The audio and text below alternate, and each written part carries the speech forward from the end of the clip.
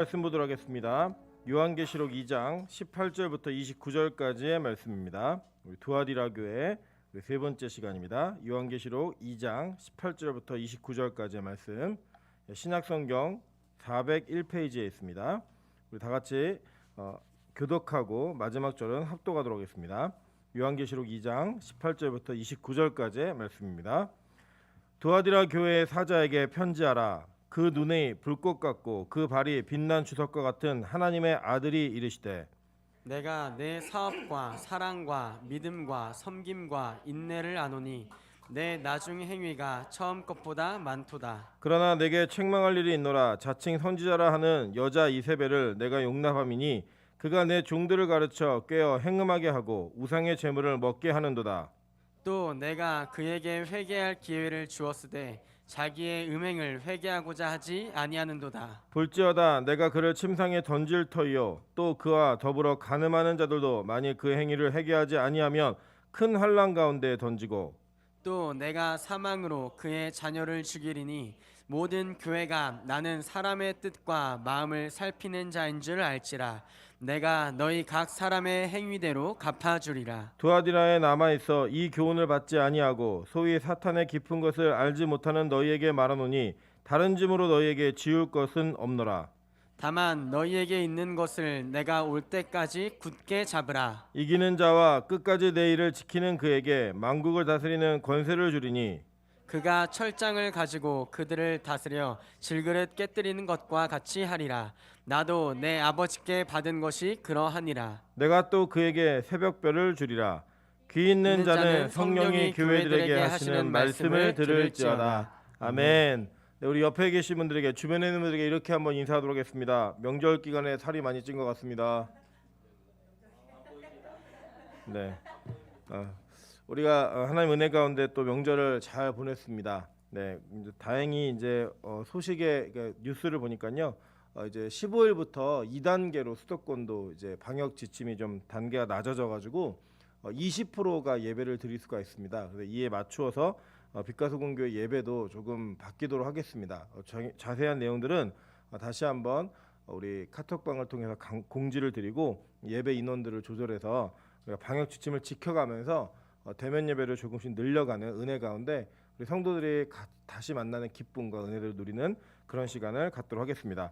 네, 오늘은 요한계시록 강의 16번째 시간입니다. 요한계시록 2장 18절부터 29절까지 말씀을 가지고 특이해야 특별하다라는 제목으로 하나님 말씀 증거하도록 하겠습니다. 이 땅에 사는 동안에 우리가 어떤 상황과 역할들을 잘 감당하는 것은 이 땅을 살아가면서 내가 왜 이 땅에 존재하고 있는가, 내가 왜 이 땅을 살아가면서 의미 있게 살아갈 수 있는가를 결정하는 아주 중요한 요소라고 생각합니다. 여러분이 오늘 읽으신 이 두아디라 교회는 우리가 3번에 걸쳐서 배우고 있는데 왜 두아디라 교회만 편애하느냐 이렇게 말씀하지 마시고요. 양이 깁니다. 양이. 그러니까 하나님께서 말씀하실 때 그 교회에 맞추어서 말하고 있는 내용들이, 말씀하신 내용들이 양의 분량의 차이가 있다라는 거예요.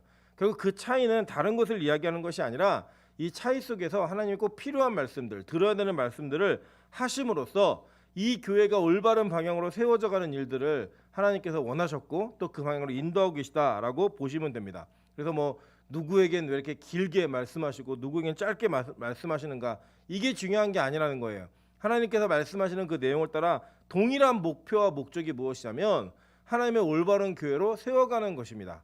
그래서 그 세워가는 과정 가운데 꼭 필요한 말들이 주어졌고 그 주어지는 말들과 의미 속에서 각자 교회들은 자기 자신에게 필요한 말씀들을 붙들고 하나님 앞에서 만들어져가는 그런 단련의 과정과 하나님의 훈련의 과정을 통하여 주님께서 정말로 기뻐하시는 사람들로 다시 바뀌어지는 그런 은혜를 경험하는 그런 교회들이 바로 이 교회들이었고, 저와 여러분에게도 동일하게 지금 그렇게 말씀하심으로 말미암아 누군가에게는 하나님께서 우리에게 그 말씀을 주심으로써 그 말씀이 우리에게 힘이 되게 하고 우리를 바꾸어가는 그런 일들로 우리를 세워가시는 하나님이시라는 것을 잊지 않으셔야 된다고 하는 말씀입니다.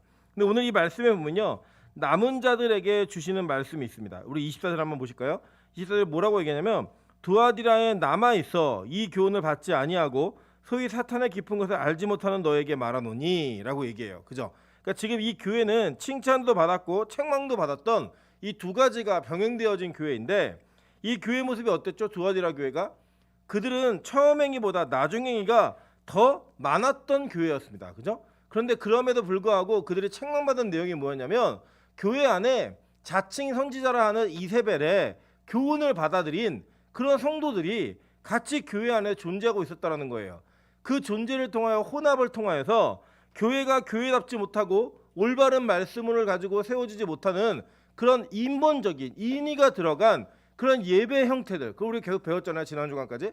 그 배운 형태에 그 배웠던 그 잘못된 예배 형태를 가지고 있었던 인본주의자들, 즉 행위를 강조하고 인간을 만족시키는 그런 예배자들이 있었다라는 거예요. 반면에 남은 자라고 얘기합니다.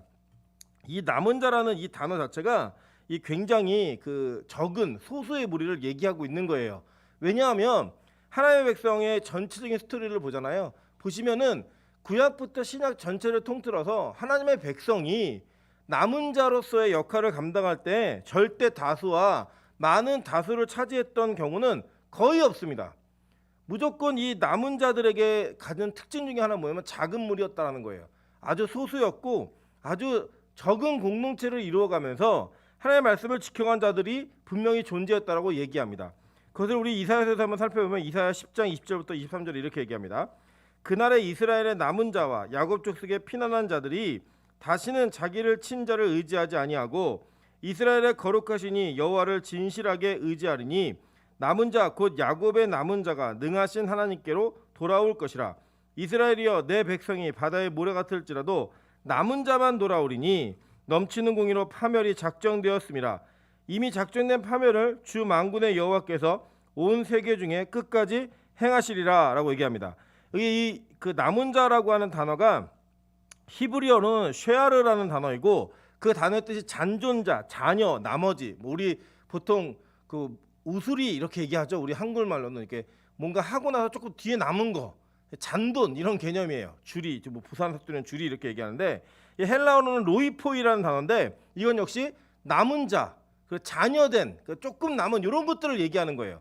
근데 오늘 보니까 이사야서에 뭐라고 얘기하죠? 이사야서는 그 이사야 선지자는요. 그 뒤에 있을 고레스의 회복까지도 얘기하고 있는 그 내용들, 포로 시기를 겪는 그 내용들을 다 얘기하고 있는데 그 중에 여호와께로 돌아올 자들이 소수라고 얘기하는 거예요. 그죠? 그래서 여기 뭐라고 하냐면 중간에 보니까 이스라엘이여 내 백성이 바다의 모래 같을지라도 남은 자만 돌아온다라고 얘기하는 남은 자의 신앙을 분명히 얘기하고 있다는 거예요. 이사야서 28장 5절에도 동일하게 얘기합니다. 그날에 만군의 여호와께서 자기 백성의 남은 자에게 영화로운 면류관이 되시며 아름다운 화관이 되실 것이라 라고 얘기했어요. 그죠? 그러니까 여기 보니까 역시 하나님의 능력과 은혜 가운데 하나님의 백성들이 돌아오는데 그 돌아오는 하나님의 백성들 안에서 남은 자들, 그들에게만 영화로운 면류관이 되신다라고 얘기하면서 이 땅의 절대 다수의 무리가 다 구원받는 것이 아니라 남은 자들, 그 이기고 남은 자들에게 주시는 은혜가 있다라고 얘기하고 있는 거예요. 여러분, 그래서 이사야서에서 가장 중요한 신학적 흐름 중에 하나가 뭐냐면 남은 자의 신학입니다. 남은 자의 신학. 여러분 우리 배우셨잖아요, 그죠? 우리 느헤미야, 뭐 그 에스라, 느헤미야, 에스더 배우시면서 실제로 그 시기에 디아스포라 유대인들은 정말 어마어마하게 많은 숫자였습니다. 그럼에도 불구하고 그 팔레스타인 땅으로 돌아왔던 하나님의 약속의 땅으로 돌아왔던 하나님의 백성들 얼마 되지 않는 아주 작은 무리가 돌아왔다라고 하는 거예요. 그래서 실제로 보면요. 우리 사도행전 15장 14절부터 17절에 이렇게 얘기합니다. 하나님이 처음으로 이방인 중에서 자기 이름을 위할 백성을 취하시려고 그들을 돌보신 것을 시므온이 말하였으니 선지자들의 말씀이 이와 일치하도다. 기록된 바 이후에 내가 돌아와서 다윗의 무너진 장막을 다시 지으며 또 그 허물어진 것을 다시 지어 일으키리니 이는 그 남은 사람들과 내 이름으로 일컬음을 받는 모든 이방인들로 주를 찾게 하려 함이라 하셨으니 라고 얘기해요. 남은 자, 즉 하나님께서 찾아서 돌이키는 자들은 남은 자들만 돌아온다라고 얘기하고 있는 겁니다. 그래서 이 땅에서요 절대 다수가 구원받는 것이 아니라 하나님의 은혜와 택한 가운데 남은 자들만이 하나님 앞에 다시 돌아옴으로 말미암아 하나님의 백성들이 될 수 있다라고 성경은 구약부터 누누이 얘기하고 있다라는 거예요. 여러분, 우리가 이 땅에서 살아가면서 무언가 다수에 속했을 때 누리는 평안함이 있습니다. 무언가 많은 사람들이 가는 길을 동일하게 걸어갈 때 느끼고 있는 안도감이 있다라는 거예요. 여러분 우리 많이 경험해 보셨을 겁니다. 우리 제가 많이 자주 듣는 그 예화 중에 하나인데 가끔 이제 중고등학교 때 시험 보고 나면 그 시험 본 다음에 꼭 공부 못하는 애들끼리 모여가지고 그 전 시간에 시험을 뭘 썼는지를 자꾸 나눠요. 다음 시험이 있음에도 불구하고 그 짧은 쉬는 시간에 야 너 5번에 몇 번 했어? 3번에 몇 번 했어? 막 이러고 자꾸 물어요. 묻는데 대부분 보면요 이제 뭐 저 차별하는 건 아닌데 이게 공부를 좀 이렇게 비슷한 수준으로 하는 애들끼리 모입니다. 이게 모여가지고 그런 얘기를 막 나눠요. 나누다 보면 잘못 쓴다. 선생님들이 꼭 이렇게 문제를 내다가 변별력을 위해서 헷갈릴 만한 뭔가 이렇게 좀 혼돈이 있을 만한 보기들을 가지고 답 고르기가 어려운 문제를 애매하게 내실 때가 있어요. 그런 거는 거의 대부분 틀리거든요. 틀리는데 틀린 아이들끼리 모여가지고 야 너 2번에 몇 번 했어? 그때 그 한 아이가 4번 그러면 자기도 4번 한 거예요. 나도 4번, 너도 4번, 다 4번. 그러면 정답이 뭔지는 의미 없어요. 그냥 그 당시에 내 주변에 있는 사람들이 다 4번을 찍었다라는 그 의미 하나로 안도감을 누리는 기쁨이 있다라는 거예요. 그죠? 근데 이 정답이 나오고 나면 답이 몇 번이에요? 3번이잖아요. 그죠? 그리고 다 멘붕에 빠지는 혼동에 들어가는 이런 일들이 있다라는 거예요. 여러분 우리가 이 땅에 살면서요. 무언가 우리의 신앙과 우리의 걸음을 걸어갈 때 그냥 많은 사람들이 편이하게 걷는 일을 걷게 되면 굉장히 큰 안도감이 있습니다. 아, 이 사람도 이거 하고 있고 저 사람도 저거 하고 있고 나도 이거 하고 있구나라고 하면서 우리만이 느끼는 그 대중 속에 들어갔을 때 느끼는 평안함이 있어요. 평안함. 그런데 성경은 그렇게 많은 다수 속에 있는 자들에게 그 복음과 남은 자들이라고 얘기하지 아니하고 성경은 오히려 적은 자들, 오히려 안 가는 길, 그래서 넓은 문, 좁은 길 이게 나오는 거잖아요. 그죠? 그런 좁은 길을 가고 좁은 문으로 들어가는 자들에게 하나님께서 주시는 특별한 은혜가 있다라고 얘기하고 있는 거예요. 사실 우리나라 속담에는 뭐 모난돌이 정 맞는다 막 이래가지고 뭔가 좀 특별하고 특이한 사람들에 대한 이게 부정적인 인식 그리고 이 사회 속에 적응하지 못하게 만드는 그런 일들을 얘기할 때가 참 많이 있습니다. 교육에 관련된 분들이 얘기하실 때도 보면 우리나라의 환경은 뭔가 천재성과 어떤 특이함을 가지고 있는 사람들이 각광받거나 성장할 수 있는 그런 사회적 풍토가 아니다라는 얘기로 획일화되어지고 단일화되어지고 무언가 많은 사람들이 택하는 대중성만을 강조하는 그런 일들이 있다라는 거예요. 여러분 잘 보세요. 하나님의 백성들, 특별히 이 성경을 기록했던 특별 계시에 사용받았던 모든 사람들은 대중성을 가지고 있지 못했습니다. 그 당시에 선지자들, 구약의 선지자들을 보시면요. 이 선지자들은 자신들의 사역이 많은 사람들에게 인기를 얻거나 그 사람들이 그 말씀을 따라 사는 그런 구조의 내용이 아니었다라는 거예요. 제가 예전에 저도 설교하면서 성경 공부 연구하다가 에스라 시대 때, 느헤미야 시대 때 그때는 전 이스라엘 백성들이 다 말씀 가운데 나오지 않았는가라는 생각을 했지만 잘 생각해 보시면 전체 디아스포라 유대인들은 그들이 포로로 끌려가다 70년 만에 돌아올 거라는 에레미야의 얘기를 계속 들었어요. 듣고 끌려간 거예요. 그러고 난 다음에 70년이 지나도 돌아오지 않은 사람들이 돌아온 사람보다 훨씬 더 많았다라는 거예요. 10배 이상. 그런 개념으로 본다면 우리 안에서 진짜 하나님 말씀을 붙들고 믿음으로 살아가는 사람들이 많은 사람들에게 칭찬받고 많은 사람들에게 호의를 얻는 것은 불가능한 이야기라고 저는 여겨집니다. 실제로 기독교의 아주 유명한 역사신학자들은 뭐라고 얘기하냐면 기독교의 부흥은 313년 콘스탄틴 대제에 의해서 밀라노 칙령이죠. 기독교가 이 로마의 국교로 인정받았을 때 부흥이 끝났다라고 얘기해요. 대중화되어지고 무언가 많은 사람들이 그 길을 쫓게 되면서 나타난 현상이 무엇이냐? 교회의 세속화. 교회가 이 세상 속에 잠깐의 함성을 올릴 수 있었지만 그 함성 뒤에 있었던 많은 넓은 길들, 다 갈 수 있는 쉬운 길들을 택해서 가는 것들이 보편화되어졌을 때 그 나타났던 현상은 교회가 무너지고 교회가 악해지고 교회가 타락하는 결론을 가져왔다라는 거예요.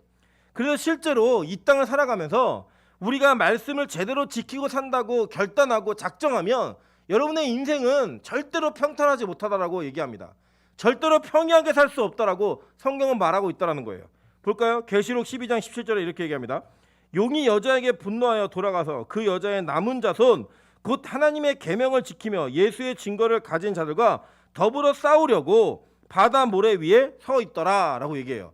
우리 계시록 12장을 나중에 또 시간이 지나면 배우시겠지만 이 계시록 12장에 나타난 이 환상에 대한 내용은 교회가 예수를 낳은 이후에 그 남은 자들과 이 세상의 권세를 지금 현재 잡고 있는 용의 싸움, 마귀들과의 전투를 그려내고 있는 장면입니다. 그 장면 속에서 하나님의 말씀을 지키면서, 계명을 지키면서 예수의 증거를 가지고 있는 남은 자손들이 지금 누구와 대적하고 있어요? 용하고 대적하고 있는 모습으로 나타나고 있다는 거예요. 그러니까 이 용과 타협하고 용에게 속한 자들, 이 마귀에게 속한 자들은 절대 다툴 일이 없는 거예요. 다툴 일이. 그런데 우리는 계속적으로 이 세상과 충돌하고 부딪힐 수밖에 없는 실존적인 문제를 경험할 수밖에 없는 그런 교회의 사명이 우리에게 있다는 거예요. 누구에게요? 남은 자들에게. 그래서 우리는 그 남은 길을 가는 것, 이것이 참 어렵다라고 얘기합니다. 실제로 열왕기상 19장 14절에 보면요, 이 남은 자의 이야기를 한 선지자가 하나 있습니다. 한번 볼게요. 그가 대답하되 내가 만군의 하나님 여호와께 열심히 유별하오니 이는 이스라엘 자손이 주의 언약을 버리고 주의 제단을 헐며 칼로 주의 선지자들을 죽였음이오며 오직 나만 남았거늘 그들이 내 생명을 찾아 빼앗으려 하나이다 라고 얘기해요. 여러분, 우리는 실제로 이 두아디라 교회에게 하나님께서 말씀하실 때 이 이세벨이라고 하는 여자를 들어서 얘기했죠. 그죠? 그 들어서 얘기했고, 지금 오늘 이 본문의 말씀은 이 엘리야가 이세벨의 바알과 아세라 선지자와의 전투를 벌인 이후에 이세벨이 회개한 게 아니라 내 엘리야 너 가만히 안 둬, 내가 죽여버린다 라고 얘기하니까요, 이 엘리야가 그 말이 두려워가지고 막 도망을 합니다. 도망해가지고 로뎀나무 밑에서 쉬고 있는 거예요. 쉬면서 그가 자기의 목숨을 하나님께 내놓으면서 하나님 날 죽이세요 차라리 라고 얘기하면서 얘기할 때 썼던 그 대화의 문구를 그대로 가지고 온 거예요. 그래서 이 본문과 이 열왕기상의 이세벨과 그 엘리야의 전투는 아주 긴밀하게 연결되어 있는 것 같다는 걸 전제할 때 오늘 이 말씀 속에서 나만 남았다라는 이야기를 한번 살펴볼 필요가 있다라고 하는 것입니다. 여러분 잘 보세요. 이 땅에서 사는 동안에 엘리야라고 하는 그 사람이 하나님의 말씀을 듣고 그 시대를 역행하는 삶을 살았습니다. 그렇게 사는 그 삶이 뭐였냐면 그 당시에 종교인으로 출세를 하고 종교인으로 평안함을 가지라고 한다면 그 나라가 장려하고 국교로 삼았던 바알과 아세라의 신을 섬기면 되는 거였어요. 그러면 종교인으로서 아주 평안하고 뭐 출세할 수 있고 뭐 돈도 많이 만질 수 있는 탄탄대로가 열리는 거였어요.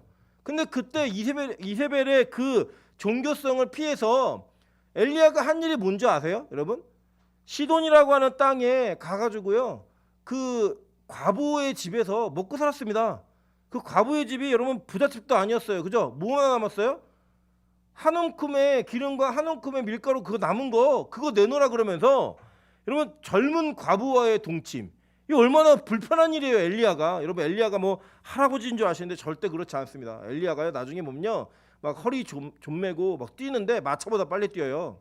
예, 하나님 능력 주셨지만 마차보다 빨리 뛰는 걸로 건장한 사람이었어요. 그런데 그 젊은 선지자에게 하나님께서 과부의 집에 가서 빌어먹으라고 하는 그 명령, 그거를 지키며 사는 거예요. 3년 동안. 이게 말이 된다고 생각하십니까? 그렇게 살았던 이 엘리야의 삶, 그 삶은요 대중적인 삶이 아니에요. 그 삶은 절대로 평안하고 많은 사람들이 지지하는 삶이 아니었다라는 거예요. 그런데 그가 그렇게 살다가 이겼는데 그 이기고 난 다음에 탈진한 거예요. 번아웃이 된 거예요. 그 번아웃 때고 로뎀나무, 여러분 로뎀나무 뭐 그럼 제가 한번 설명드린 적이 있는데 우리 보통 교회 휴게실을 짓거나 이게 차 마시는 공간 이런 거 만들면 로뎀나무 이렇게 얘기하잖아요. 로뎀나무는 실제로 이렇게 높이 자라는 나무가 아니라 광야에서 이 머리 기어 들어가야지만 머리에 있는 그 머리로 내렸잖아요. 태양열을 피할 수 있을 만한 아주 작은 초라한 나무입니다. 그 나무 밑에 기어 들어가 가지고 그가 얘기하는 거예요. 하나님 나만 남았습니다. 나만 남았고 다 죽게 생겼습니다 라고 이야기해요. 그러면서 남은 자의 이야기를 하는 거예요. 여러분 두아디라 교회의 성도들의 마음이 어떻겠어요? 그 교회 안에서 다른 세상도 아니고 교회 안에서 어떤 이들은 세상과의 타협, 즉 이세벨의 영을 가지고 있는 그 선지자에게 타협함으로 말미암아 세상의 부와 명예와 이런 모든 것들을 동시에 가지면서 신앙을 가질 수 있다라고 가르치는 그 가르침에 빠져가지고 교회를 지배하고 있었던 사람들이에요. 교회 풍토가 그랬다고요. 그랬던 교회 풍토 속에 하나님을 향한 온전한 믿음을 지키며 살아가는 백성들이 얼마나 외롭고 힘들었겠어요. 야, 너 이렇게 유난히 예배드리니? 너 이렇게 유난히 기도하니? 적당히 해. 세상에서도 좀 멋이 있고 좀 융통성 있고 좀 타협점이 있는 그런 삶을 좀 살아봐.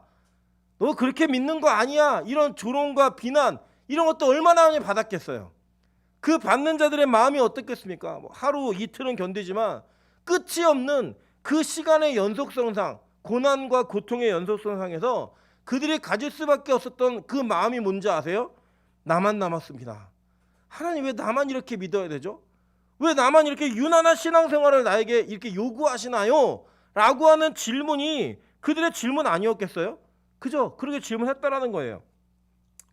그런데 열왕기상 19장 18절 한번 보도록 하겠습니다. 보면 뭐라고 얘기하냐면 그러나 내가 이스라엘 가운데 7,000명을 남기리니 다 바알에게 무릎 꿇지 아니하고 다 바알에게 입맞추지 아니한 자니라 라고 얘기해요.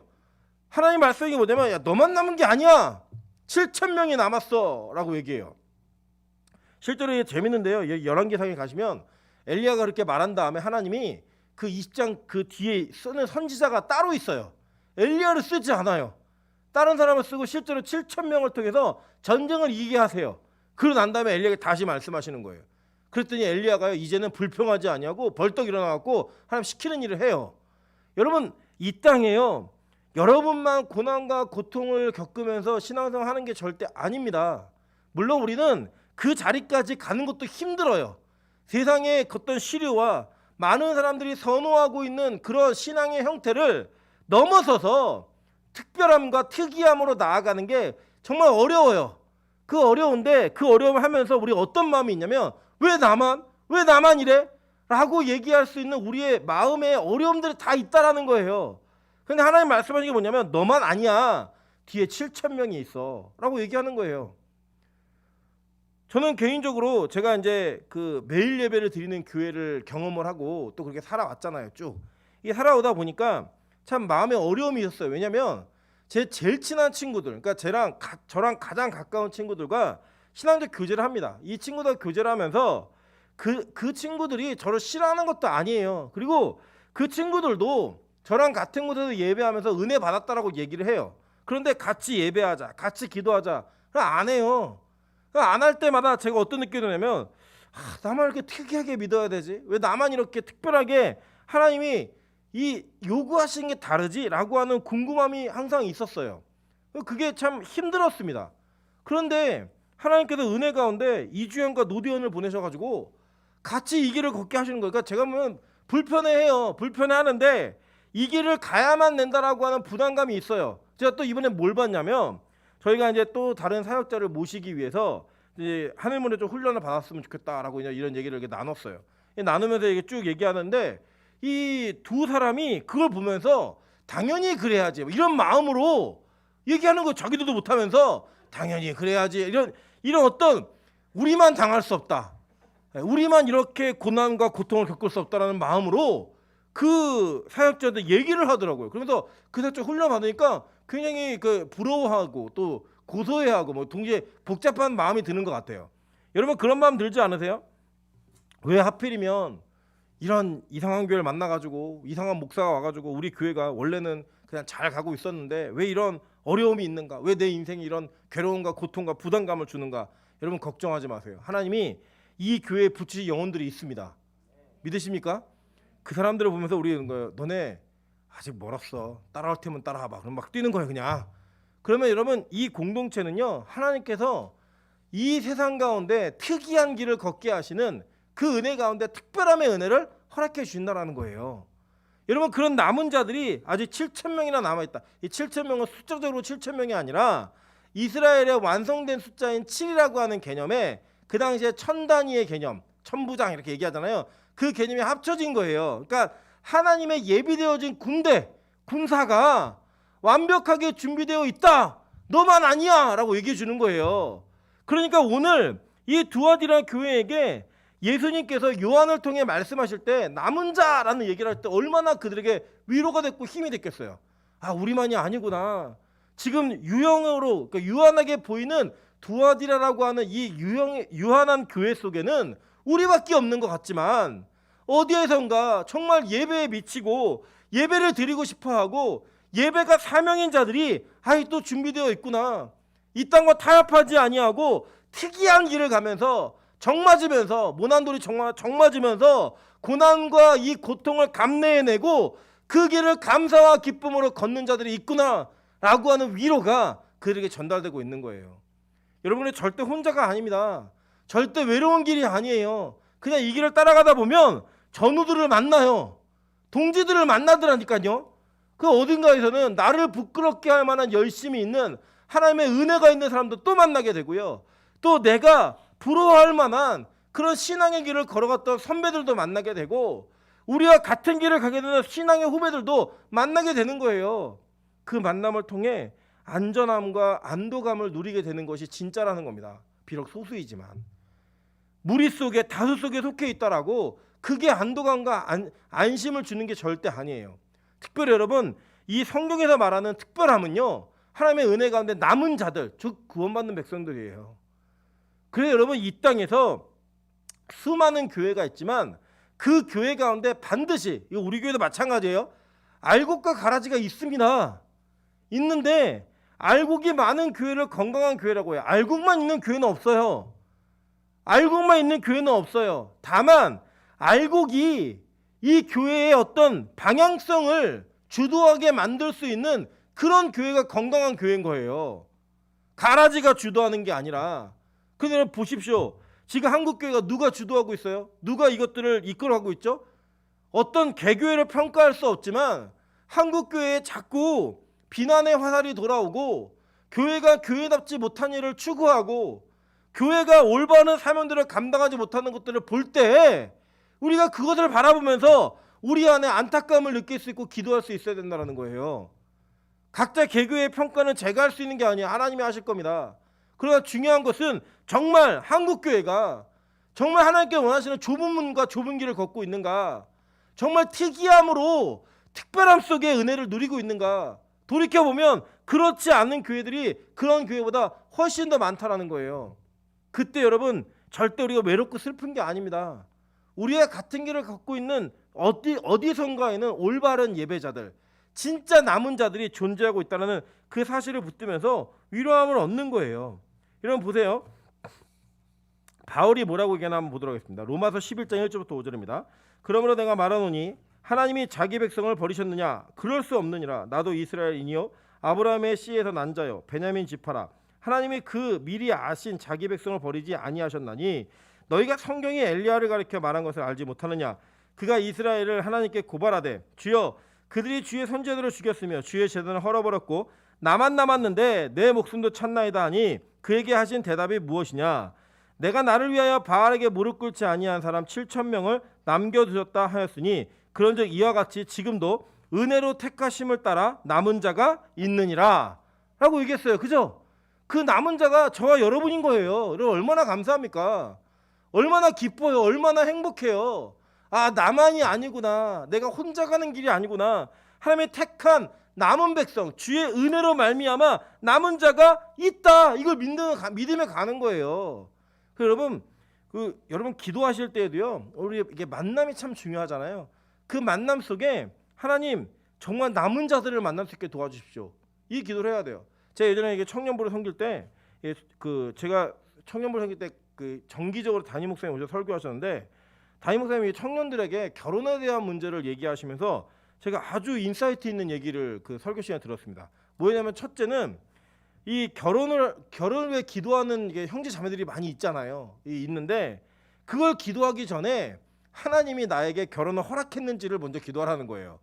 그래야지만 올바른 기도를 할 수 있대요. 제가 그 얘기 들을 때 형제자매들 굉장히 이게 두려움에 떨었습니다. 하나님이 나에게 결혼 허락하지 않으셨으면 어떡하지? 뭐 이런 두려움. 그런데 보니까요.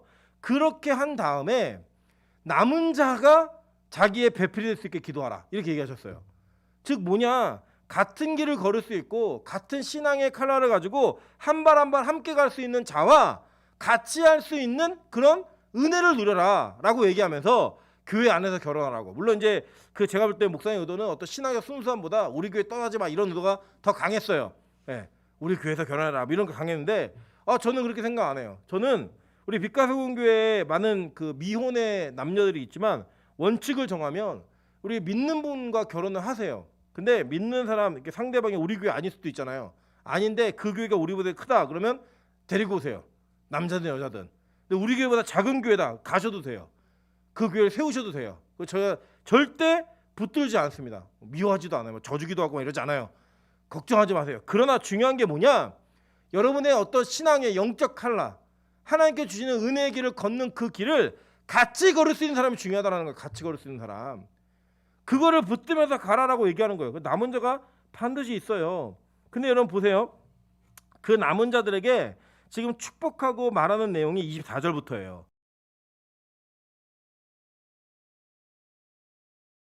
아니하고 소위 사탄의 깊은 것을 알지 못하는 너희에게 말하더니 다른 짐으로 너희에게 지울 것은 없노라 라고 얘기했어요. 이 깊다라는 이 단어가 헬라어로는 이게 제가 이게 여기는 안 써놨네요. 그죠? 안 써놨죠. 이게 안 나와 있는데 이 깊다라는 단어가 바디스라는 단어예요. 바디스라는 단어인데 이 바디스라는 단어가 아주 깊은 심오한 이런 것 뜻이거든요. 그러니까 사단의 어떤 그런 교리에 아주 깊게 들어가지 않은 거예요. 그러니까 아주 심취한 사람들이 있어요. 번영시나 뭐 긍정의 힘 이런 거를 아주 철석같이 믿고 세대주의적 잘못된 극단적 세대주의적 신앙을 가지고 있는 사람들이 있다고요. 거기에 심취한 자들이 아니라 그걸 받아들이지 않았대요. 이게 받아들이지 않다라고 하는 이 헬라어 단어가 우크 에고노산인데 이게 빠지지 않다, 받아들이지 않다 이런 뜻이에요. 이거를 거부하고 거절하고 그렇게 하나님의 깊은 것을 통달하는 자가 있다라는 거예요. 고린도서 2장 10절은 이렇게 얘기합니다. 오직 하나님의 성령이 이것을 우리에게 보이셨으니 성령은 모든 것 곧 하나님의 깊은 것 이것도 이 헬라 바도스인데 아까 바디스하고 디스하고 똑같은 어원에서 나온 단어예요. 그런데 이 뜻이 뭐냐면 신비스럽다, 깊다, 높다 이런 뜻이에요. 즉 이러한 하나님의 깊은 것까지도 통달한다. 이 에류나오라는 단어가 조사하고 시험하다라는데 모든 것들을 조사하고 시험해서 깊은 것까지도 다 알게 되다 이런 의미예요. 그러니까 즉 성령의 사람이 있고 이 세상의 사람이 있는데 우리는 어느 곳이든 우리의 방향성이 결정된다라는 거예요. 이 세상과 타협하냐 타협하지 않느냐 세상의 사단의 교리에 깊이 심취하는 자들이 있다라는 거예요. 즉 뭐예요? 다른 거 아니에요, 여러분. 이 세상의 교리, 그러니까 즉 하나님이 예수님께서 이 땅에 오셔가지고 하나님과 겸하여 섬길 수 있는 단 한 가지를 얘기하셨어요. 그게 뭐예요? 돈이에요, 돈. 그죠? 맘몬이라고 하는 신. 그리고 자크엘룰이라고 하는 이 덴마크의 아주 그 정말 심오한 그 신학자가 있어요. 그 사람이 쓴 책 중에 하나님이냐 돈이냐라는 책이 있거든요. 책은 어려워요. 근데 읽어보시고 거기에서 돈에 대한 개념을 딱 정리하시면 이 세상에 하나님 외에 다른 모든 것들은 돈과 연결되어 있어요. 물질과 연결되는 세계관을 얘기해주면서 그 세계관의 충돌을 이야기합니다. 그러면서 네가 하나님을 섬길 건지 돈을 섬길 건지 결정하라는 거예요. 즉 이 땅에 물질 만능주의, 황금주의 이러한 이 세상의 신학과 이 세상이 가지고 있는 삶의 방식을 따라가는 자들 그들이 즉 누구냐? 이 세상의 사탄의 깊은 것을 아는 자들, 이세벨을 따르는 자들이라는 거예요. 그 따르는 자들과 동시에 반대로 누가 있느냐? 그것을 받아들이지 않는 자들이 있다는 거예요. 그거로만 사는 게 아니야 라고 얘기하는 자들이 있다는 거예요. 여러분 명심하세요. 예수님이 너네 그 떡 없이도 살 수 있어가 아니었어요. 떡으로만 사는 것이 아니라고 얘기한 거지 떡 없이 살아 이게 아니었다고요. 즉 그 말은 뭐냐? 우리에게 믿는 자들에게 돈이 필요하죠. 왜 돈이 필요하지 않아요? 돈 버세요. 돈도 많이 벌 수 있으면 버시고 버는데 돈을 버는 목적과 이유 그리고 돈에게 어느 정도의 가치를 두느냐의 개념이 완전히 달라야 된다는 거예요. 이 세상하고. 그걸 받아들이지 않아야 된다라고 얘기하는 거예요. 이 세상은 뭐라고 얘기하느냐? 너 돈만 있으면 행복할 수 있어. 그리고 그 돈을 많이 벌기 위해서 좋은 대학 가야 돼. 좋은 직장 들어가야 돼. 그리고 많이 벌 수 있는 그리고 많은 것을 버는 사람과 만나야 돼. 라는 이야기를 해요. 그리고 우리는 그것들을 우리 교회 안에서도 자연스럽게 얘기합니다. 저는 그것 자체가 잘못됐다고 생각하지 않아요. 근데 여러분이 돈을 버는 이유와 목적이 뭔지 내가 우리 집값이 오르고 내가 가지고 있는 자산이 증식될 때 그것으로 인해 기뻐하는 이유가 뭔지를 아셔야 된다고요. 그 이유가 와 내가 하나님께서 나에게 더 많은 것들을 할 수 있게 사명을 맡기셨구나라는 개념이면 정말 수조를 벌어도 여러분 그 기쁜 거예요. 감사한 거고 하나의 은혜예요. 근데 내 것이 늘어난대. 내 거네. 내가를 찾는다면 그거 잘못된 거라고요. 그 여러분에게 있는 어떤 물건이나 물질이나 모든 것들 가운데 이거는 나에게 사치다라고 생각하는 개념을 여러분 스스로 알고 계세요. 알고 있다고요. 제가 예전에 그 어렸을 적에 농구화 모으는 취미가 있었어요. 운동을 좋아하니까 축구화, 농구화 이런 거 있어갖고 농구화를 제가 농구화만 4켤레를 가지고 있고 제 신발만 거의 뭐 10몇 켤레를 가지고 있었던 그런 경험이 있어요. 물론 우리 여성분들은 그럴 수 있죠. 뭐 구두도 있어야 되고 단화도 있어야 되고 뭐 다 있어야 되잖아요. 제가 그 신발이 헐지도 않았는데 계속 사는 거예요. 신발을. 욕심. 그 보면은 이제 오늘은 뭘 신고 나갈까? 뭘 신고 운동할까? 그거 막 들고 다니고 자랑하고 이거 뭔지 알아? 이거 어디 건지 알아? 이거 한정판이야? 막 이러면서 막 기뻐했다고요. 그랬던 저에게 이게 우상숭배구나. 이게 나에게는 사치구나를 알고 나서요. 다 정리했습니다. 지금은 뭐 있냐? 크록스 하나. 그거 밤이나 낮이나 뭐 겨울이나 사시사철 내내 그거 신고 다녀요. 구멍난 신발. 그거 신고 다녀요. 너무 기쁨이에요. 그게 기쁨. 오히려 지금은 어디 좀 정중한 자리를 가려고 해도 신발이 없었고 막 찾아야 돼요. 지난번에는 제가 노예를 갔는데 양복을 입고 갔는데 신발을 안 가져갖고 크록스 신고 들어갔어요. 노예에. 그래갖고 목사님들도 혼나고 막 이랬는데 그 정도로 이제 막 사라졌어요. 사치라고 생각하는 개념 자체가 완전 무너진 거예요. 완전히. 여러분 안에 그런 요소가 있을까 없을까? 있다고요. 필요 이상 많이 먹고, 그죠? 필요 이상 좋은 거 먹고, 내 형편에 맞지 않는 이런 경제적인 것들을 자꾸 추구하고, 그런 것들. 이거 다 그 범죄라는 거예요. 범죄. 그거를 하지 않는 거, 끊어내는 거, 그게 우리가 해야 될 일이고, 그게 우리 안에서 사탄의 깊은 것을 알지 못하고 거부하는 그 자들이 취한 행동이라는 거예요. 그래서 놀라는 거예요. 세상이. 야, 너 돈이 그렇게 많은데 왜 이걸 안 해? 너 이렇게 할 수 있는 능력이 있는데 왜 이걸 안 해? 너 더 많은 좋은 옷 입을 수 있잖아. 좋은 신발 신을 수 있잖아. 좋은 거 할 수 있는데 왜 안 해? 라고 하는 질문 앞에 우리가 나는 사는 방식이 달라. 난 남은 자야. 라고 얘기할 수 있어야 된다고요. 그게 바로 특이했던 사람들의 모습이었어요. 근데 그 특이함은 반드시 하나님이 주시는 특별함으로 옮겨진다라는 거예요. 그러니까 여러분 보세요. 예수님이 너희들 그거 안 받아들인 거 그것만으로도 내가 너에게 다른 짐을 지울 것은 없다라고 얘기하는 거예요. 근데 여러분 보세요. 세상은요. 또 이 악한 마귀들은 우리에게 다른 짐을 지워요. 마태복음 23장 1절부터 8절입니다. 이에 예수께서 무리와 제자들에게 말씀하여 이르시되 서기관들과 바리새인들이 모세의 자리에 앉았으니 그러므로 무엇이든지 그들이 말하는 바는 행하고 지키되 그들이 하는 행위는 본받지 말라.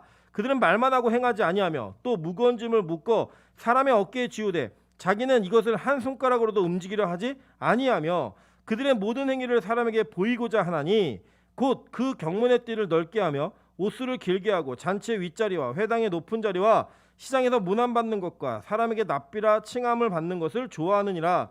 그러나 너희는 납비라 칭함을 받지 말라. 너희 선생은 하나요. 너희는 다 형제니라 라고 얘기해요.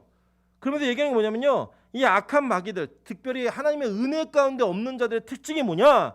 자꾸 사람들에게 무거운 짐을 지우는 거예요. 자기는 안 하면서 무거운 짐만 지우는 거예요. 무거운 짐만.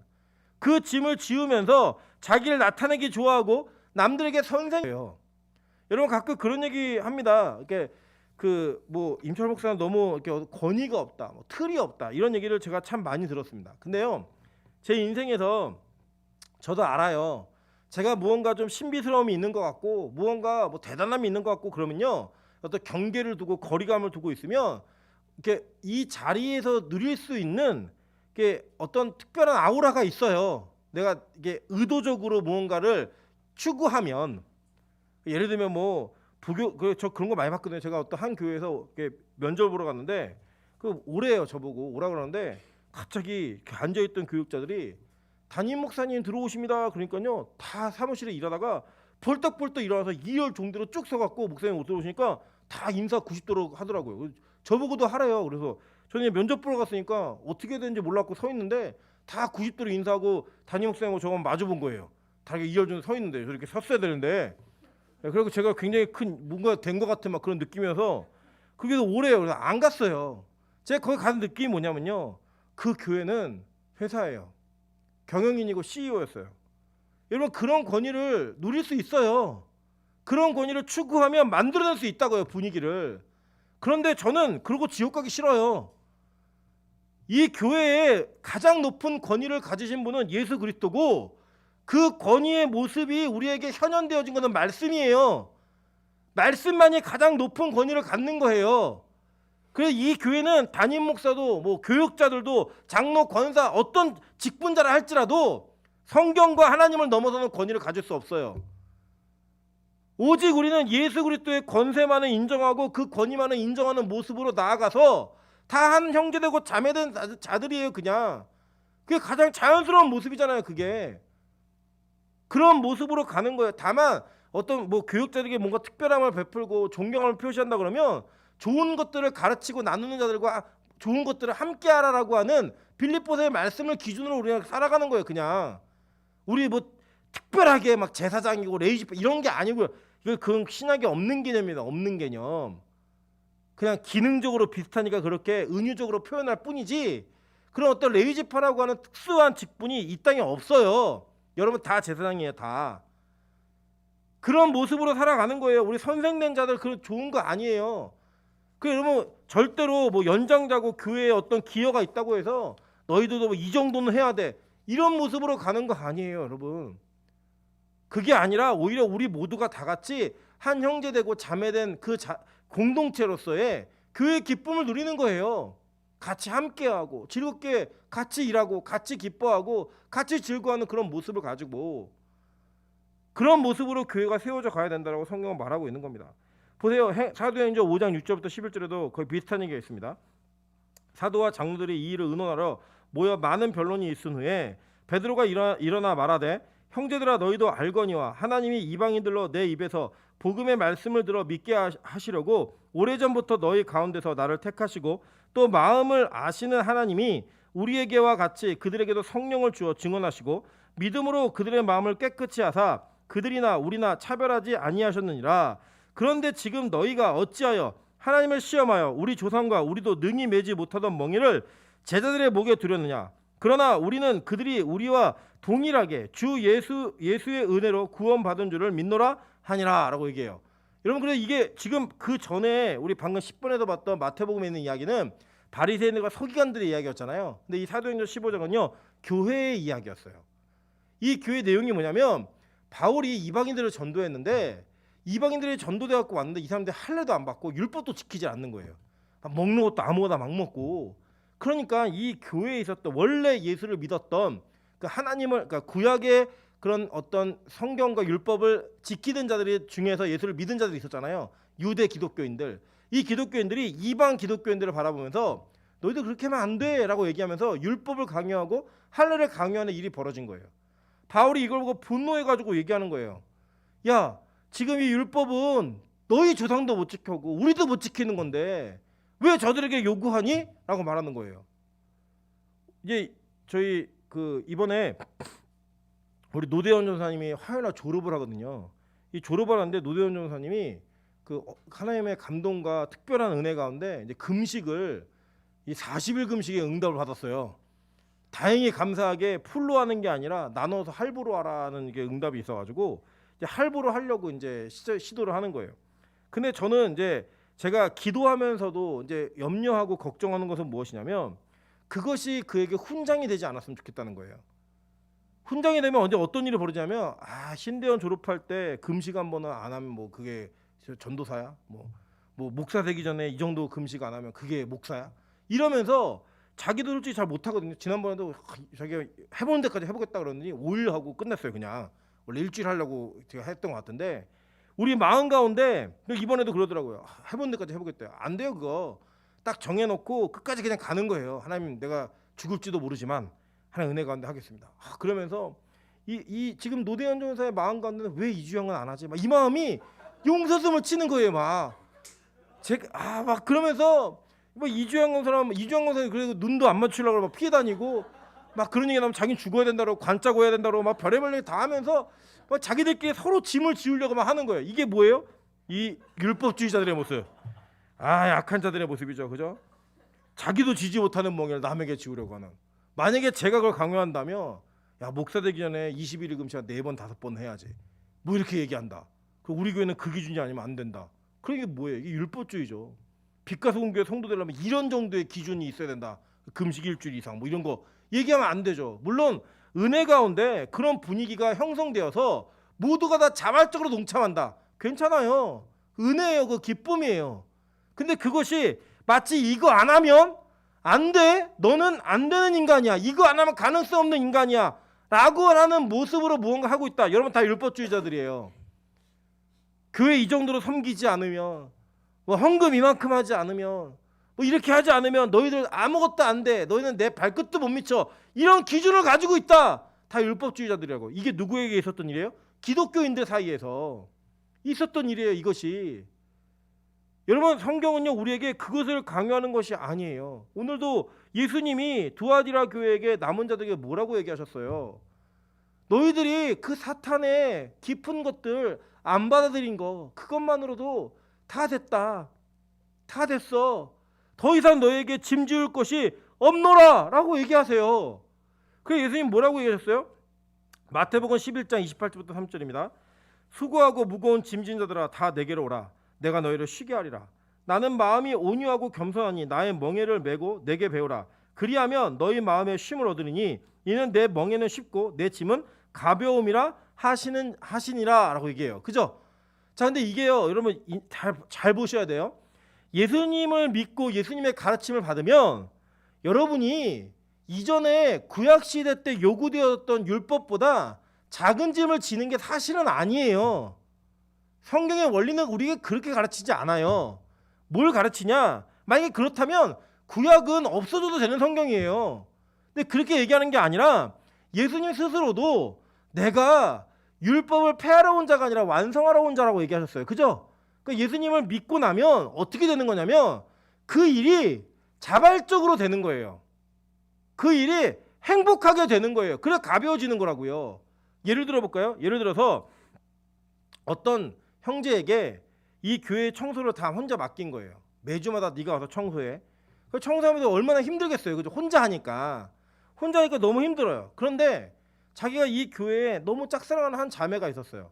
근데 그 자매한테 얘기하는 거예요. 이게 제가 얘기하는 거예요. 너 그 자매랑 둘이서 매주마다 이 교회 청소해 라고 얘기하면 그 형제가 하는 일은 똑같아요? 안 똑같아요? 똑같아요. 근데 힘들까요? 즐거울까요? 네, 즐거운 거예요. 그런데다가 이게 완전히 사귀는 사이가 아니라 썸 타는 관계면요 일주일 내내 그 시간만 기다려요. 하나님 이번 주에 청소에 교회 바닥이 너무나 지저분해서 청소를 5시간씩 할 수 있게 도와주십시오. 그렇게 하겠어요? 안 하겠어요? 하겠죠. 그죠?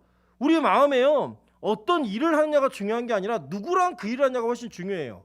그런데 예수님을 받아들이고 그분의 가르침을 따르고 나잖아요. 그 우리 안에 거룩으로 가는 정결함과 성결함으로 가는 그 일이 행복하고 기쁜 거예요. 그분이 너무 좋으니까, 그분과 함께하니 너무 행복하니까. 그래서 자발성을 지니는 거라고요. 그래서 여러분 자기 부인도 내가 자기 부인해 이렇게 하는 게 아니에요. 그 율법이에요. 그것도 자기 부인은요 예수가 내 안에 온전히 자리 잡기 시작하면 자연스럽게 격발되어지는 거예요. 그냥 흘러나는 거예요. 그래 난 예수를 위해 살고 싶어. 난 누군가를 위해 희생하고 싶어. 성경의 말씀을 그 주님과 동행하면서 그렇게 가고 싶어 라고 가는 거예요. 그런데 여러분 아무것도 하지 말라는 게 아니에요. 힘써야 돼요. 힘쓰지만 그 힘쓰름의 주체 동원이 누구여야 되느냐? 예수 그리스도를 말미암는 은혜 가운데 그 일들이 이루어져야 된다고요. 그래서 보실까요? 요한일서 3장 요한이 쓴 거예요. 오늘 요한계시록 동일한 저자예요. 요한일서 3장 2절부터 3절입니다. 사랑하는 자들아 우리가 지금은 하나님의 자녀라. 장래에 어떻게 될지는 아직 나타나지 아니하였으나 그가 나타나시면 우리가 그와 같을 줄을 아는 것은 그의 참모습 그대로 볼 것이기 때문이니 주를 향하여 이 소망을 가진 자마다 그의 깨끗하신과 같이 자기를 깨끗하게 하느니라. 아시겠죠? 와, 내가 깨끗하게 살아야지 이게 아니라 너무 그 주님이 사모되는 거예요. 그분이 너무 만나고 싶은 거예요. 그분과 함께 뭐 하는 시간이 너무 즐겁고 행복한 거예요. 그래서 가는 거예요. 같이 그 길을 소망하면서 가는 거예요. 우리 안에 그런 일들이 있는 거예요. 그런 일들이. 저도 그런 경험이 있습니다. 저희 아내가 그 결혼하기 전에 저희 아내 약간 그 로망 같은 게 뭐였냐면 항상 저희 아내 운전도 잘하고 자기 그 차도 있었거든요. 근데 항상 데이트를 할 때는 자기 집까지 데리러 와서 자기를 태우고 놀다가 자기네 집에 데려다주고 가는 거예요. 저희 집은 광주, 저희 아내네 집은 안양. 저희 아내 차도 있을 거고 뭐 시간도 있으니까 야 우리 어디쯤 중간쯤에 만나자. 그럼 되게 싫어해요 그거를. 그리고 이제 자기를 데리러 오라는 거야 반드시. 갔어요. 왔어요. 그 일을 계속했어요. 근데 그 일이 저에게 힘들었을까요? 아니에요. 여러분 제가 그 당시에는 이 그 자면서 제가 이게 수면 무호흡증이 심한지 몰라가지고 졸음운전을 진짜 많이 했어요. 그리고 이제 올 때는 거의 살고 싶어가지고 전화하고 살고 싶어서 막 자기 뺨을 때리면서 올 정도의 그런 고통과 어려움이 있었어요. 밤늦게 이렇게 데려다주고 막 오니까 그런 고통과 아픔이 있었음에도 불구하고 그 시간이 행복했어요. 그러다가 이제 그 시간이 힘들어질 때쯤 결혼하자고 결혼한 거예요. 너무 힘들어가지고 왔다 갔다 하는 게 이제 그 열정과 이게 좀 식어가니까 안정감으로 가고 싶다. 그래서 이제 바뀐 거예요. 여러분 우리 안에 아무리 고된 일고 힘든 일도 내가 사랑하는 사람, 그 은혜가 있는 사람과 함께하면 여러분 안에서 그것이 기쁨으로 바뀌지 절대 고통이 아니에요. 즉 보세요. 만약에 우리 교회가 이제 코로나가 끝나고 나면 매일 예배를 드릴 건데 매일 예배가 여러분에게 은혜가 되지 않는 시기가 딱 되잖아요. 그러면 딱 하나야. 아, 내가 예수님을 사모하고 사랑하는 마음이 사라졌구나. 자원하는 심령이 사라졌구나. 이거 하나예요. 근데 여러분 진짜 은혜 받아보세요. 매일 예배가요 기다려진다니까요. 예배 드리고 싶어 미쳐요. 그게 될까? 이 진짜 돼요. 저는 되는 공동체를 봤잖아요. 예배 드리고 싶어서 안달이 난 사람들을 봤잖아요. 뭐 어느 요일은 되고 어느 그게 아니라 매일 예배가 그들에게 생명이고 기쁨이고 즐거움이에요. 그 예배가 없다는 것 자체가 너무나 고통스러운 그런 일들이 저는 우리 교회에 있기를 주님으로 축원합니다. 왜냐 다른 거 아니에요. 내가 뭐 되려면 그게 아니라 그냥 예수님이 너무 좋으니까 하나님 너무 알고 싶으니까 오늘도 새벽 4시에 저희 아내가 저한테 막 하나님에 대해서 모르면서 뭐라고 했냐면 여보 나 하나님이 알고 싶어.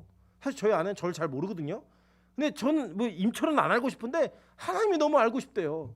하나님이 너무 알고 싶대요. 그거 누가 시켜서 하겠어요? 그 입덧의 고통 가운데서도 나 하나님이 너무 알고 싶어져. 그래서 그랬어요. 속으로 은혜가 임했구나. 진짜 은혜가 임했구나. 여러분 우리 안에 그런 일들이 막 벌어져야 되는 거예요. 막 교회에다 성경 뭐 시키니까 하고 이런 게 아니라 목사님, 전도사님, 강사님 내가 하나님을 너무 알고 싶습니다. 내가 그냥 방법을 모르겠습니다. 저는 도와주십시오. 그게 우리 교회여야 된다고요. 그게 우리 교회에 가야 되는 모습이라고요. 그게 두아디라 교회 남은 자들에게 필요했던 모습이고 있었던 모습이라고 성경은 가르치고 있는 거예요.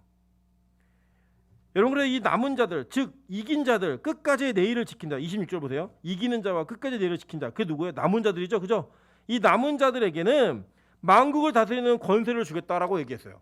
여러분 이 만국을 다스리는 권세 이게 참 중요한데요. 이 그 구절은 시편 2편 6절부터 9절에 있는 내용이에요. 자 읽어보겠습니다. 내가 나의 왕을 내 거룩한 산 시온에 세웠다 하시리로다. 내가 여호와의 명령을 전하노라. 여호와께서 내게 이르시되 너는 내 아들이라. 오늘 내가 너를 낳았도다. 내게 구하라. 내가 이방 나라를 내 유업으로 주리니 내 소유가 땅 끝까지 이르리로다. 내가 철장으로 그들을 깨뜨리며 질그릇같이 부수리라 하시도다 라고 얘기해요. 이 철장이라는 이 히브리어 원어가 철로 된 막대기예요. 그러니까 철로 된 막대기로 질그릇을 막 부수는 거예요. 얼마나 잘 부서졌겠어요. 그 부수는 그 모습인데 이 시편 2편은요 이스라엘의 왕의 즉위식을 할 때마다 부르는 찬양이었어요. 그 계속 찬양하면서 진짜 오실 메시아를 기다리고 그 오실 메시아가 어떤 권세가 있는지를 얘기해주고 있는 거예요. 그래서 보세요. 계시록 12장 5절에 여자가 아들을 낳으니 아까 그 용하고 연결된 거예요. 여자가 아들을 낳으니 이는 장차 철장으로 만국을 다스릴 남자라. 이게 누구예요? 예수. 교회가 예수를 낳는 거예요. 그 아이를 하나님 앞과 그 보좌 앞으로 올려가더라 라고 얘기해요. 이 철장을 가진 자가 또 어떤 분인지를 정확히 성경 설명해요. 계시록 19장 11절부터 16절입니다. 또 내가 하늘이 열린 것을 보니 보라 백마와 그것을 탄 자가 있으니 그 이름은 충신과 진실이라. 그가 공의로 심판하며 싸우더라. 그 눈은 불꽃 같고 그 머리에는 많은 관들이 있고 또 이름 쓴 것 하나가 있으니 자기밖에 아는 자가 없고 또 그가 피 뿌린 옷을 입었는데 그 이름은 하나님의 말씀이라 칭하더라. 누구예요? 예수님이죠, 그죠? 하늘에 있는 군대들이 희고 깨끗한 세마포옷을 입고 백마를 타고 그를 따르더라. 그 입에서 예리한 검이 나오니 그것으로 만국을 치겠고 친히 그들을 철장으로 다스리며 또 친히 하나님 곧 전능하신 이의 맹렬한 진노의 포도주 틀을 밟겠고 그 옷과 그 달에 이름을 쓴 것이 있으니 만왕의 왕이요 만유의 주라 하였더라 라고 얘기해요. 그죠? 이 철장을 들은 분이 누구예요? 예수 그리스도. 그 예수의 권세를 누구에게 준다는 거예요?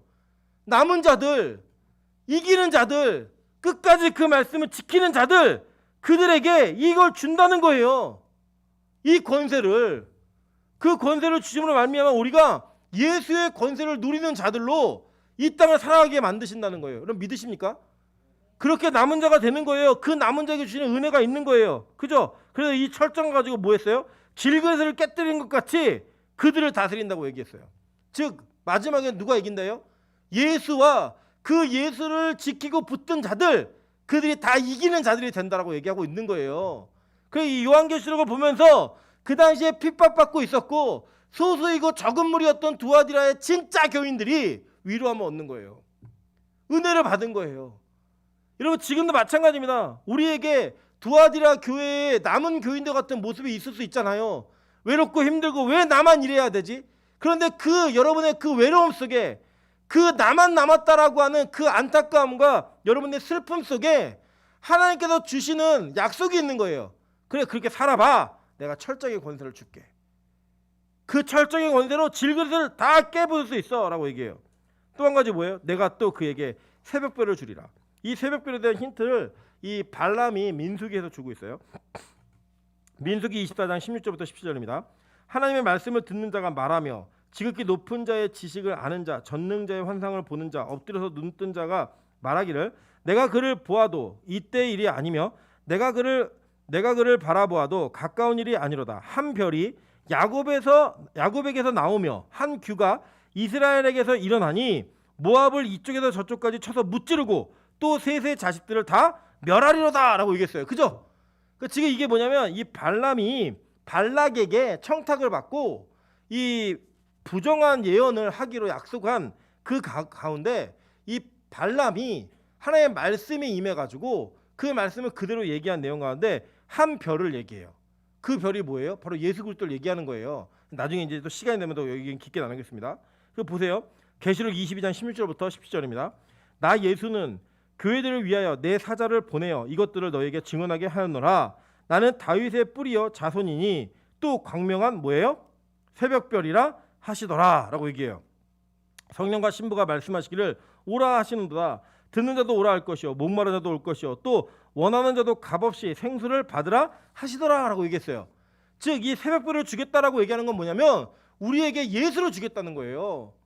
우리가 그 예수를 붙들고 예수만으로 살고 예수로 인해 살 수 있는 그 예수 그리스도를 참된 예수, 참된 양식을 줌으로 말미암아 이 땅의 그 어려운 상황 가운데서도 어려운 속에서도 살아갈 힘을 얻고 또 능력을 얻어내고 고난과 고통을 통과할 수 있는 이 세상을 초월해 살 수 있는 그러한 신앙인으로서 우리를 바꿔가시겠다라는 하나님의 결연한 의지, 그 언약과 약속이 우리에게 주어지는 거예요.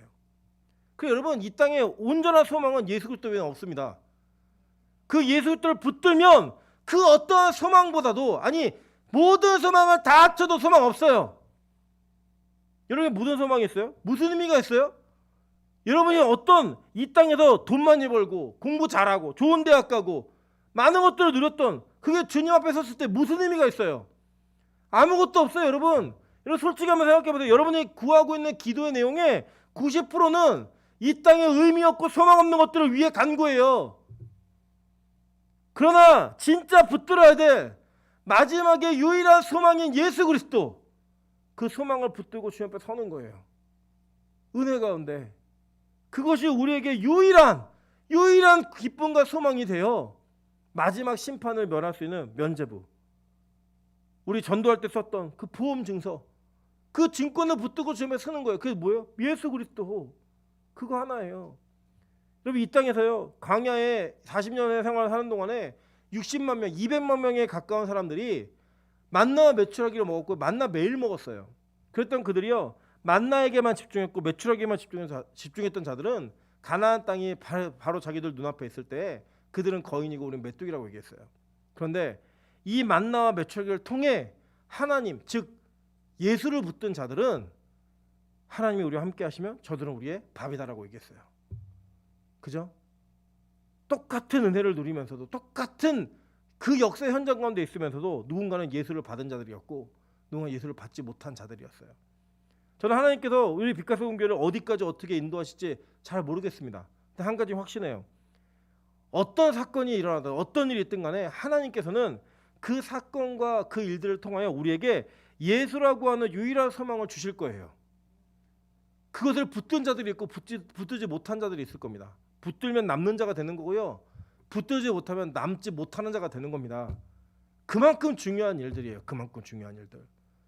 두아디라 교회에게 그리고 그 교회에서 정말 소수였던 특이하잖아요. 저는요 항상 그러거든요. 제가 가장 우리 교회에서 일반적인 사람이고 우리 가문에서 일반적인 사람이고 이렇게 얘기하는데 저희 아내가 아니래요. 네가 제일 특이하대요. 네. 저희 항상 얘기하거든요. 노대현 정말 이상한 애라고 얘기하는데 아니래요. 네가 더 이상하대요. 네. 제가 그 이상함, 특이함 그것이 좀 부담스러울 때도 있어요. 생각하는 게 좀 구조가 다른 것 같아요. 뭔가 어떤 사건이나 환경이 있을 때 다른 것 같아요. 그래서 저는 이 특이함이 하나님을 향해서 좁은 길을 가는데 특이함이었으면 좋겠어요. 생활 방식의 특이함이 아니라 사는 패턴의 특이함이 아니라 하나님의 길을 가는 데 있어서 특이함이었으면 좋겠어요. 많은 사람들이 넓은 문으로 걸어갈 때 좁은 길로 가고 좁은 문으로 가면서도 그걸 기뻐하면서 갈 수 있는 그런 사람들이 보는 거예요. 쟤네 사람 특이하네. 누군가 빛과 소금 교회를 보면서 그렇게 얘기하는 거예요. 저 교회 진짜 특이하네. 왜 이 시대에 저러고 살지? 왜 이 시대에 저렇게 모여 예배드리지? 왜 저렇게 주여 주여 하면서 부르짖으며 기도하지? 왜 사역자들이 저렇게 못 살게 막 금식하고 모여기도 하고 막 이 교회 무슨 이 교회가 뭐가 좋다고 막 몇 개월씩 훈련 받으면서 이게 오겠다고 얘기하면서 그렇게 왜 하지? 이상하잖아요. 안 이상하세요, 여러분? 제가 봐도 이상한데? 이상해요. 근데 그 이상함이 하나님이 보시는 특별함이었으면 좋겠어요. 만약에 그게 없다면 우리만큼 불쌍한 사람이 어디 있어요? 우리만큼 불행한 사람이 어디 있어요? 그래서 저는 믿어요. 제가 이 길이 옳다고 진짜 믿고 있어요. 그래서 여러분과 같이 가고 싶은 거예요. 함께 가고 싶은 거예요. 내가 억울해서가 아니라 이게 진짜니까. 이 특별함이 유일한 소망이니까. 그 소망으로 말미암아 예수 그리스도를 붙들고 주님 앞에 온전히 설 수 있는 우리 빛과 소금 교회 모든 성도 되시기를 주님의 이름으로 축원합니다. 이거 같이 한번 찬양으로 기도하도록 하겠습니다. 우리 예수라는 찬양이 있습니다. 이 찬양의 가사에 보시면 슬픈 마음 있는 자, 몸과 영혼 벗는 자, 누구든지 부르시오. 예수 이름 부르시오. 그 이름을 믿는 자, 그 이름을 외치는 자, 그가 어떤 사람이든 그는 구원 얻으리. 예수. 능력의 이름 예수. 나 외쳐 부르네. 예수. 구원의 이름 예수. 나 외쳐 부르네. 예수 그리스도. 그 예수 그리스도에 대한 유일한 소망과 믿음이 이 찬양 가운데 여러분의 진심의 고백이었으면 좋겠습니다. 하나님, 내 이 세상에 붙들고 있는 거 다 놓겠습니다. 내 이 세상에 소망으로 삼았던 것들 다 내려놓고 예수만이 유일한 소망임을 붙들며 남는 자 되겠습니다. 이기는 자 되겠습니다. 끝까지 말씀을 지키는 자가 되겠습니다. 그러면 말미암아 이 예수를 소망으로 얻을 수 있는, 예수를 선물로 받을 수 있는 우리 모두가 될 수 있게 도와달라고 우리 기도로 찬양으로 기도하도록 하겠습니다.